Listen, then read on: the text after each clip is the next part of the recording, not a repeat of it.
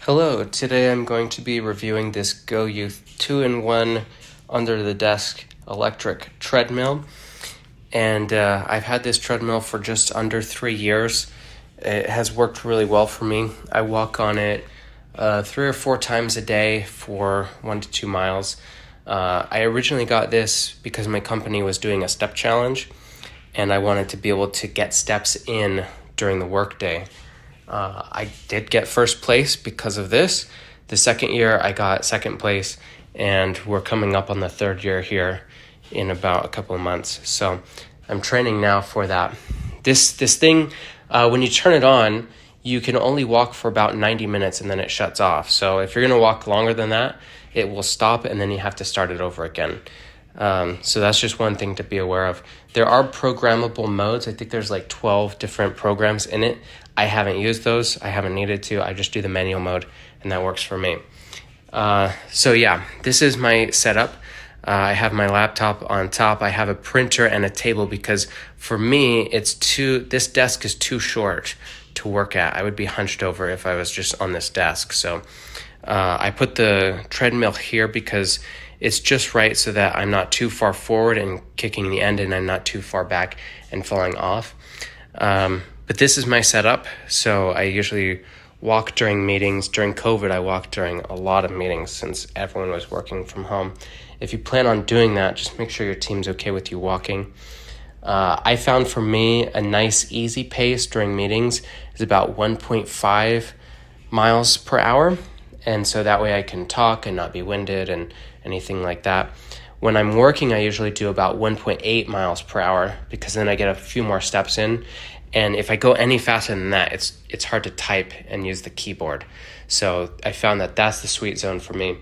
If I'm like waiting for something to load on my computer or I'm waiting whatever, I'll go about 2.5 miles per hour. And that's about the edge to where if I go that speed for too long, I'll be too winded to talk.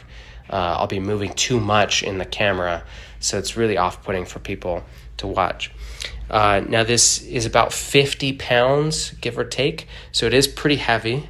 It was a little bit difficult to get upstairs in the box, but I think it would actually be easier if you took it out of the box and then carried it up afterwards.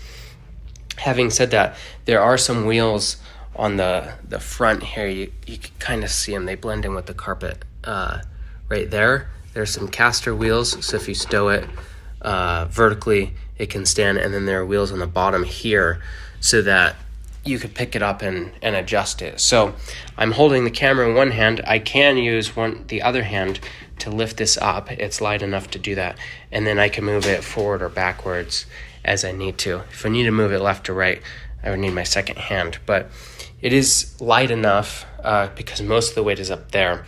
It's light enough on this end that you can lift it with one hand, no problem. All right, so here's how to use it. Very simple. Just plug it in. Notice it didn't turn on. That's because there's a switch in the back, okay? So you just plug the power cord in here. I haven't ever taken this out since installing. Power on. GOYOUTH X mode. I don't know what GOYOUTH mode means, but it says that every time. So I had the controller right here, so just grab that. Has a nice little wrist strap. I don't ever use the wrist strap. For me, that seems like a lot to be walking with, dangling, but also because I'm here, I just set it right here, and then I'm good during the day. I am right-handed, so I usually have it on this side, but for this video, I'll use this. So it's really easy. Just press the center button here, does a little countdown, and then it starts going at its lowest speed, which is a 0.5 mile per hour, okay?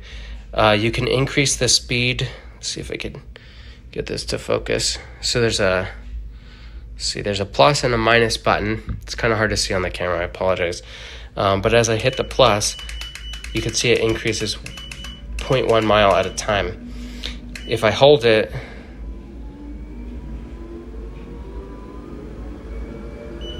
you can get up to the maximum of 6 miles per hour.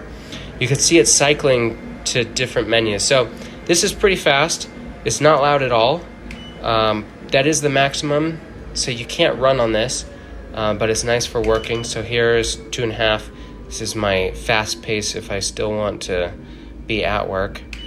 And then this is the fastest I can walk on, 1.8. And then this is my normal, just kind of casually going as I work, right?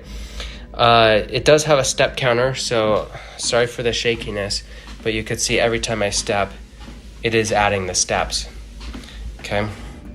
And it cycles through these two different screens, but if you want to lock it onto one, you just press this button here, and it'll stay, this button here, and it'll stay on whatever you set it to. So you see it's staying on distance, speed, and time here. If I press this button again, you wait a second, and there we go. Yeah, so then I can hit it again, and it'll stay on this one. So depending on which metrics you want, you can just lock it in here. This is for the programs. Like I said, I've never actually used them, so I don't even know how to use it. That's just not a function that I use. I usually just walk until I'm done. Whenever you are done, you could just press this button again. This is the start button. This is the stop button. So there you go. Very simple, easy to use. During the step challenge week, I go about 50 miles on this in a single week, and just during a normal work day, I go 1 to 2 miles. So all in all, I've put a couple hundred miles on this thing. I don't usually go the 6. I do occasionally, but I typically keep it under 3. So I don't know how it would hold up if you were constantly running at the 6 miles per hour, which is kind of like, for me, it's an awkward jogging pace, 6 is. So I don't usually do that. It's like, for me, too slow to be a run and too fast to be a walk. So it's in a kind of a weird spot for me. So I can't speak to how well it would last if you were going at 6 miles. There is some maintenance that you need to oil. You need to lubricate this bar. I haven't needed to do that. I don't have any squeaking or anything like that, and it still runs really good. So that's about all I have to say about this. This is a great product, and I hope you found this video useful. Thanks for watching.